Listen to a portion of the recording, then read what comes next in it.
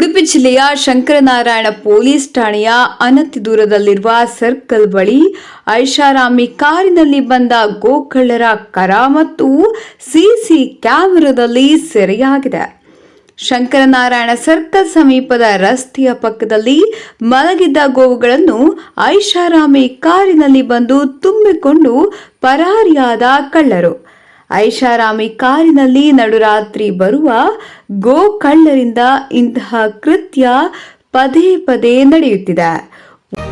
ಒಂದು ಗೋವನ್ನ ಕಾರಿಗೆ ತುಂಬಿ ಇನ್ನೊಂದು ಗೋವನ್ನು ಕಾರಿಗೆ ತುಂಬಿಸಲು ಯತ್ನಿಸಿದ ಸಂದರ್ಭದಲ್ಲಿ ಬಸ್ ನಿಲ್ದಾಣದ ಬಳಿ ಇದ್ದ ಬೀಟ್ ಪೊಲೀಸರು ಆಗಮಿಸುತ್ತಿರುವುದನ್ನು ಗಮನಿಸಿದ ಕಿರಾತಕರು ಕಾರಿನಲ್ಲಿ ಪರಾರಿಯಾಗಿದ್ದಾರೆ. ಇತ್ತೀಚೆಗಷ್ಟೇ ಕಮಲಶಿಲೆ ದೇವಳದ ಗೋಶಾಲೆಯಲ್ಲಿ ಗೋ ಕಳ್ಳರು ಕೈ ಚಳಕ ತೋರಿದ್ರು.